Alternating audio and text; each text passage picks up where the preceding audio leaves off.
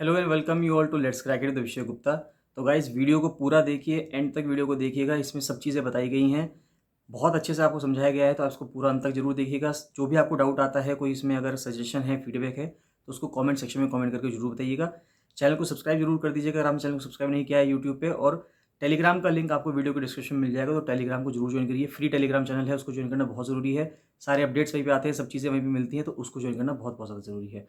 कोई भी डाउट है, कोई भी फीडबैक है, तो उसको कमेंट सेक्शन में कमेंट करके जरूर बताइएगा। Hello and welcome you all to let's crack it the Vishay Gupta. तो स्वागत है आपका 5 बजे 5 एमसीक्यू सीरीज़ में। तो कल की क्लास में पॉलिटी के जो एमसीक्यूज़ थे उसमें आपसे आखिरी सवाल पूछा गया था कि 26 जनवरी को ही क्यों सिलेक्ट किया गया था ये दिन कि हम उसको रिपब्लिक डे के रूप में सेलिब्रेट करेंगे, रिपब्लिक डे उस दिन मनाएंगे। तो इसलिए किया गया था क्योंकि उस दिन कांग्रेस ने 1930 में ये डिसाइड किया था कि हम वहाँ पे पूर्ण स्वराज बनाएंगे या कंप्लीट इंडिपेंडेंस बनाएंगे। तो आज मॉडर्न हिस्ट्री के सवाल देखते हैं। मॉडर्न हिस्ट्री से पहला सवाल आता है आपके सामने। तो क्वेश्चन कहता है कि महात्मा गांधी को सत्याग्रह करने के लिए सबसे पहले कब अरेस्ट किया गया था, किस साल में अरेस्ट किया गया था।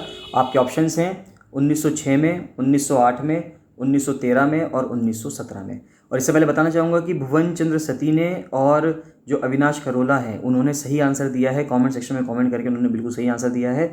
तो आप लोग भी आंसर ज़रूर करें कमेंट सेक्शन में, कि मैं सभी स्टूडेंट्स के नाम लूँगा जो जो स्टूडेंट्स सही आंसर देंगे।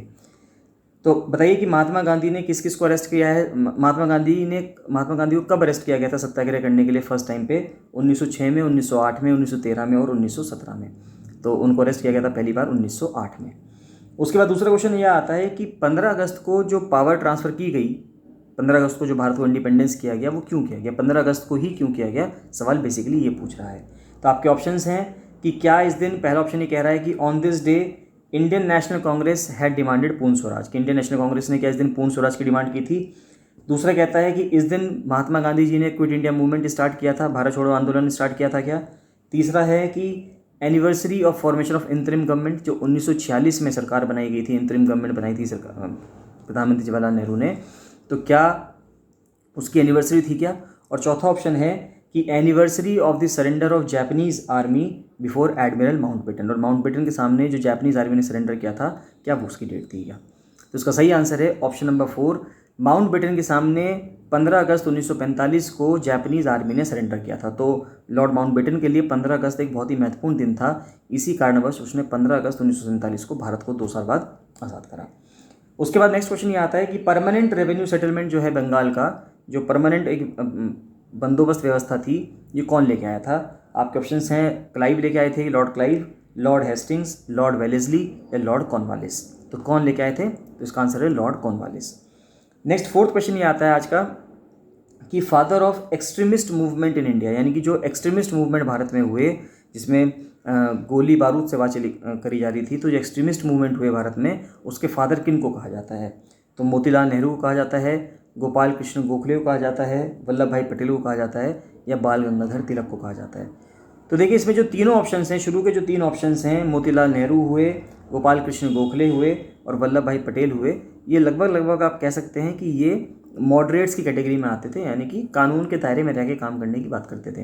लेकिन बाल गंगाधर तिलक की जो आइडियोलॉजी थी वो एक्सट्रीमिस्ट आइडियोलॉजी थी।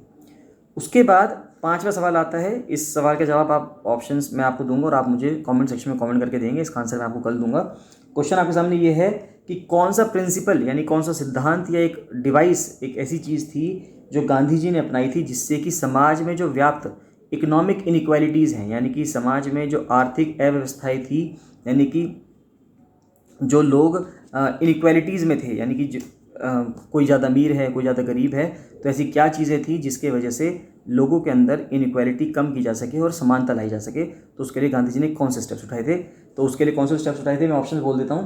पहला था अबॉलिशन ऑफ मशीनरी, की जो मशीन थी उनको ख़त्म करने की बात की थी गांधी जी ने।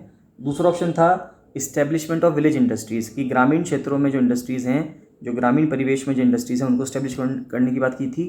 तीसरा ऑप्शन आता है आपके सामने, ट्रस्टीशिप थ्योरी की बात की थी कि ट्रस्टीशिप लाई जाए। या फोर्थ ऑप्शन आता है आपका नन ऑफ द अबव। तो इन चारों में से आपको बताना है कि कौन सा आपका सही जवाब होगा। कमेंट सेक्शन में कमेंट जरूर कीजिएगा। जितने भी लोग सही आंसर देंगे उन सबका नाम अनाउंस किया जाएगा कि किन किन लोगों ने सही जवाब दिया है। चलिए बाकी मिलते हैं नेक्स्ट वीडियो में। So thank you and bye bye.